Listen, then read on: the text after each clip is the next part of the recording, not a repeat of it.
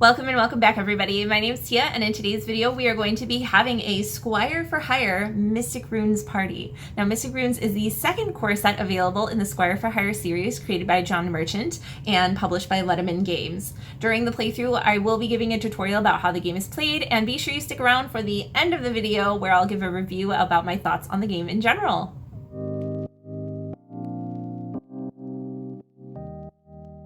So here's Squire for Hire Mystic Runes, ready to go. In this game, you will be playing as a squire who is trying to accumulate different items in their bag. If by the end of a solo game, you are able to acquire 25 points or more in items, you have won and you are officially hired. To start with, you'll deal each player a squire. Here we have the very fabulous Tally with her gorgeous lashes. She has some unique scoring objectives, which I'll come back to in one moment.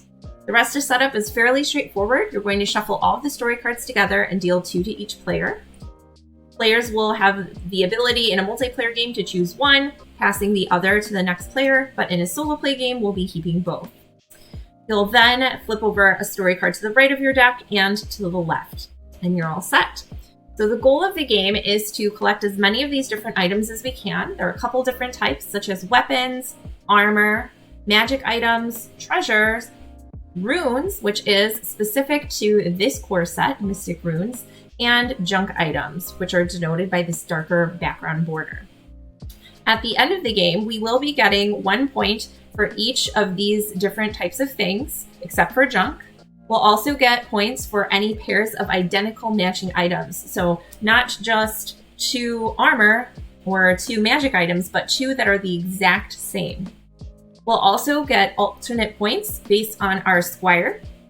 And finally, we'll deduct 1 point for each visible junk item in our bag. So we can see for Tally, for example, we start off with 1 armor square permanently for resolving cards. Herbs are going to be worth 1 point each at the end of the game. If they're placed next to armor, they'll be worth 2 points each. And if we match talismans next to necklaces, we'll get a bonus point. Or these gloves next to our cloaks, we'll get 2 bonus points. So in order to place a card into your bag, you're going to have to account for one of the items that's shown on the card.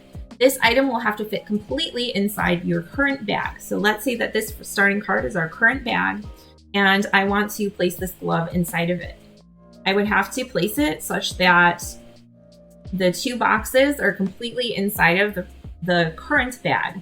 I can't cover other items partially. So I think what I'm going to do here is we can see that Tally does get a bonus for having gloves next to cloaks. And I would like to cover this junk item so that I don't get any negatives for that. So we're going to place these 2 right here like so. The glove is completely inside of my previous placement of my bag, and there are no partial items covered up or hanging out of my bag. So the next thing that we're going to do is take a look at the top card of the story deck. This one is a quest. And it reads, Spirits plague the local mountain village of Halfwind. Cast a powerful spell or leave an offering to lay them to rest. And as you can see, we have 2 different options on this card. The first option is to have matching items of that type in that many squares or more. So for example, this purple would mean we would need 2 squares of purple magic items, which we have 1, 2, 3, 4, 5. So we fulfill that. In case we don't, we have another option on some of the cards where we can spend an item. So this would mean that I would have to cover one of my valuables in my bag with the card that I select. If I'm able to fulfill either of these requests, I get to choose either the card on the right or the left and place it into my bag following the placement rules we just talked about. I definitely want to be taking some talismans. I want to avoid junk, but we'll probably be drawing up these cards at some point throughout the game. Now on this card, we also have a rune, and this is the part that's new to this particular core set, which is Mystic Runes. Here we have 3 different types of runes that will come into play. At the end of the game, they'll be worth 1 point each. The Void rune, which we have showing here is this red one, it cannot be covered up later on, but it will negate any negative points from junk in any of the 4 orthogonal positions around it. Then we have the Morph rune. At the end of the game, instead of scoring it as a rune, you can actually change it into an item of your choice. And the Hide rune, as long as this rune is showing, we'll be able to place cards underneath our bag instead of overlapping and placing them on top. So I think the first thing that we're going to do, I don't necessarily need this rune yet, so I'm going to hang on to it. I'll take this card here And I would like to place it such that we're covering junk and also making the rest of the junk on this card accessible later on so that we can cover it. Then we'll simply flip the card to fill the space. Okay, and we have another void rune as well as some junk items, treasure, and an armor piece. So we have another quest, and it says a group of raiders blocks your path through the valley. They demand your coin in exchange for passage. So we can either fight them by having weapons of 2 or more boxes, or we can spend a valuable. And I don't necessarily feel like spending my 1 treasure, so I think instead we'll go ahead and try to place one of these cards. It would be great if I could put this talisman next to it here, which I can't quite do because it would only partially cover this staff. So that's something that I definitely could have planned ahead for a little bit better. We'll see if we can make something happen with these instead. Perhaps if I can cover it, I can come back later and have some more full coverage of that particular spot. So maybe we'll place these here like this in this orientation, and we'll flip for our next card. Okay, we have an encounter. You find an elderly seer who can tell you your fortune. However, to activate their powers of foresight, they must draw power from one of your magical items. So we're going to have to cover up either this talisman or this wand. If we cannot, or if we are unwilling to, then we'll simply flip the card and choose which pile it will go on top of. I don't think that this wand up here is really doing much, so we'll go ahead and say, ooh, this one is a morph rune, so we could use that to our advantage later on. And maybe let's do something like this. So now we have 2 matching cloaks, which will get us a bonus point at the end of the game if they're still showing. Okay, encounter. A path full of jagged and rocky obstacles lies ahead. You can turn back or take your chance with your armor to advance through the dangerous rocks and ice. So I'm not particularly tied to this piece of armor here. It's like the hood of the cloak, and I could cover it up using this card, and also at the same time place these 2 talismans next to each other. So we'll go ahead and do that. Quest. Your party prepares for a deadly quest to drive out invading mountain dragon. You will need to bring as many weapons or armor as you can muster. So unfortunately we only have, we have 1, 2, 3, 4 spaces worth of items. So we won't have to cover our, and we also have way more than 4 spaces worth of armor, including Tally's bonus. She's not like really wearing any armor. Maybe it's that like thick walrus armor, you know what I'm saying? But I think we're gonna take this card. Tally does get a bonus for matching this like necklace treasure icon with the talisman. So let's see. Oh, we just barely can't place it. We could cover up this treasure and 2 junk to do that. So I think we'll go ahead. And luckily this junk is next to a void rune, so it won't be worth negative points at the end of the game. I think we're moving along pretty well. Ooh, a dungeon. Okay. A dangerous lich awakens while you attempt to loot their crypt. Try to defeat the powerful being or survive long enough to escape. So we definitely have enough weapons here. Let's see. We did cover up our wand, so that's not going to be matching. We have another one of these here, but we can't quite get in there because we have our void rune, which we cannot cover up, as well as an item here that we could completely cover it, but not in a way that these 2, oh, we could do that actually. Do we want to cover up that item? We also have a hide rune, which would give us more flexibility when placing things in our bag, but I think I'll take this and place it here. Who knows, maybe we'll get another talisman. Hey, quest. Your party has been hired by the Mainland Museum to bring back rare magical artifacts or valuable treasures for their collection. Sounds pretty good. We're moving up in the world. All right, let's see. We don't have a staff anymore. Ooh, we do have another glove though. So if we can place that up here next to the cloak, it'll be worth a bonus 2 points. I'm really liking the sound of that. So I'm not going to think too hard about it. And we'll place it. I'll keep the weapon since it will be worth a point. Unfortunately, we're covering our morph rune, but I'm going to slide these down or try to. Okay, so we've acquired this card. I'm actually going to slide it down to cover the weapon because I'll get a bonus point from having our 2 matching gauntlets as well. And there's nothing here that we need to cover up or get at, so the herb is fine because Tally's scoring will negate that. Okay, dungeon. Oh, we just moved up to the museum and now we're back at the dungeon. You encounter a group of monsters taking shelter from a blizzard in an ancient temple. Offer them some armor or cast a spell to calm the winds outside. We definitely have enough magic in our bag, so I think what we'll do next is try to match some items. So we do have matching items here. There's a wand here that we could place. Not ideal, but we could definitely cover up this herb in order to get these wands matching. Trying to see if there's a way to rotate it where we could potentially cover this junk item later on, but I don't think that that's going to be the case. We'll place it here so we can have another morph room, maybe connected to something else. Okay, encounter. You start the steep hike onward toward the next dungeon, but the weight of the loot in your bag slows you down. Drop some cumbersome valuables to carry onward. Okay, so what can we get rid of? Down here we have this random bag with 2 junk. I'm definitely not feeling super excited about keeping that with us. So we can potentially get rid of them with this card, which has 3 points based on the item shown and only -1. So we'll cover these up here. And I think I want to make these ones accessible down here because I might be able to get something that matches either of these. Okay, this is our last story card. So after we resolve this card and there are no story cards left in the deck, in a multiplayer game, you would reshuffle any story cards that have not been used. In a solo play game, the game will be over and we'll proceed to scoring. So our final quest with the Squire to be Tally.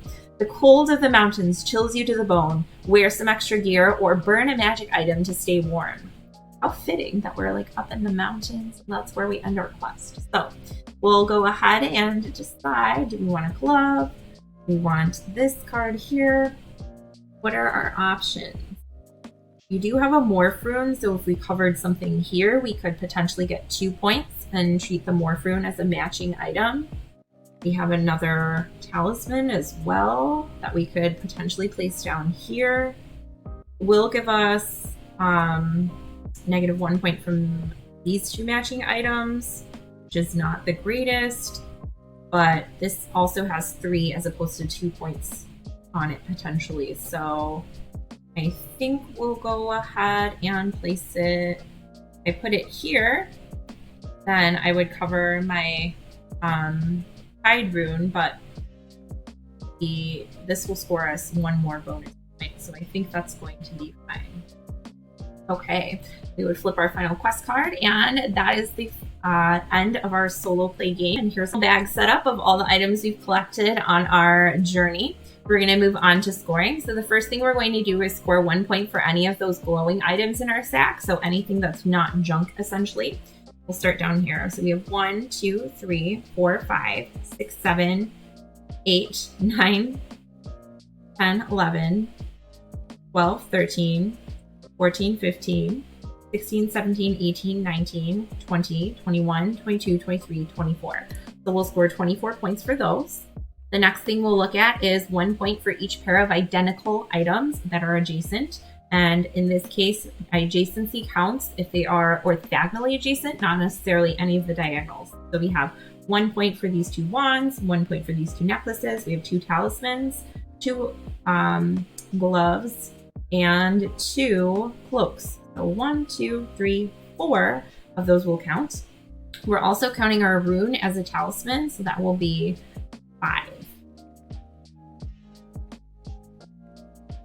Okay, we're going to score points for alternate junk scoring. So for Tally's character, remember that herbs are worth 1 point each, or if they're next to armor, they're worth 2 points. So we have 1 down here, which is worth 2, 3, 4, and then 5. And we'll get -1 point for any of our junk. So we do have quite a bit of junk in our bag. And we have 1, 2, 3, 4, 5, 6, 7, 8 junk there. Okay. So adding up our score here, we have 29, 34, a total of 42 points. And in order to win in a one-player game, we need to have a score of 25 points or more. So congratulations, Tally is officially hired. So that is a solo playthrough of Squire for Hire Mystic Runes. First, I want to start by rating the playtime an 8. So on the box, it does say that it's about 15 minutes long, which I find to be pretty true for 1 or 2 players. The reason I didn't give it a 9 or a 10 is because as far as a 2-player game goes, the game does feel quite short, not necessarily in the length of time, but in the number of turns that you get. Essentially, it's cut in half from the solo game. But I found a way to remedy that. The core set, Squire for Hire, the OG, mixed with Mystic Runes, allows 2 players to play the full complement of the game or get the full experience you would have as a solo game. It also does it's also worth mentioning that you can put these together in order to combine it into a 3 or 4 player game, which is pretty cool. And that leads me into accessibility, which I also gave this game an 8. I think that the size of the game is great. It's very travelable. You just throw it in your bag and bring it to a game night, or if you're out at, getting lunch or something like that. I play this one a lot on my lunch breaks because of the size and the time it takes to play it. This is also one that has some really clean mechanics. It's easy enough to understand. The iconography is great. You could teach it to a kid or to a non-gamer if you're just a couple and wanting to ease your partner into games, or even with a friend. So this one definitely gets an 8 for accessibility. The only tiny little gripe that I do have is how the box is kind of laid out. So inside are the rules, and you can see that there are a couple different flaps. Once you've played the game a couple times, this really isn't an issue, but I think getting into it, even for me, it was a little fiddly trying to read through and see what I should read first and things like that. I do appreciate the attempts to be really economic with the packaging though, and incorporate that into a small package. Next is RNG. This is my lowest score for this game, which is a 6. And the reason why is, especially in a 2-player game, if you're going through, or a multiplayer game where you have less turns, every card counts. And early on, when you only have those 2 cards in your bag, you may pull up a quest that you cannot complete. And in that case, you do not get to take a card. So that can feel really bad in a 2-player game, but I would imagine even more so in a 3 and 4-player game. Now, that's not necessarily the intended audience for the game, and in a 3 or 4-player game, you do have 2 different story cards to choose from, but that could definitely be very detrimental. And it could cause a little bit of a snowball effect where you don't have that 3rd card. Now you're going into another quest or another encounter, and let's say you still aren't equipped quite right. So there can be a little bit of luck with that, especially early on. But with the game being so quick and to the point, I think that it's not necessarily a huge issue for gameplay, because you can just play it again, and typically your luck will even out on that 2nd play. The next thing is taste. I gave this game a 9. I think it's very yummy, very delicious. It's almost like, when you're walking out in the checkout line and there's a Snickers and you're just like, oh, I'll take that. I feel like this is a game that is just so tasty and appealing that it would be very, very easy to just kind of throw it into your cart at the last minute at checkout. The aesthetics of the game are really, really nice. I like this illustrative vibe. The colors really pop. Even in the original Squire for Hire, I think that very foresty green is really nice. And I love that the characters are not like pristine and perfect. They have a little bit of that children's book illustrative quality, but like not the newer children's book, like the OG old children's books where everything is kind of has that creepy vibe to it, if you know what I mean. So I really like that about this game, and I think it really fits well with the theme, having it look really pretty, but then on a closer look a little gritty and worse for wear. So I think this is a very tasty game, very digestible, and it's one that also looks great on the table. So why should you buy this game? I think overall, Squire for Hire Mystic Runes is a really excellent one. If you are not allergic to really small filler games, this is a great one to pick up. Again, you can play it with a wide range of people in a wide range of settings as well. And for the low cost of the game, I think that it is a low investment, high return on your enjoyment overall. So if you have room on your shelf for a small solo 1 to 2, maybe 3 or 4 player game, which I mean, you're telling me you don't have space for this tiny box on your shelf, really? I would definitely recommend picking up a copy of Squire for Hire Mystic Runes. And if you like that, you can definitely check out the original Squire for Hire core set, as well as the Squire Pack 1. That's all the time we have for today. Thank you again so much for joining me for the Squire for Hire party. If you enjoyed the video or found it helpful, please feel free to like down below. You can also subscribe over here and check out some of my other videos right around this general area. Thanks again so much, and I will see you next time. Bye.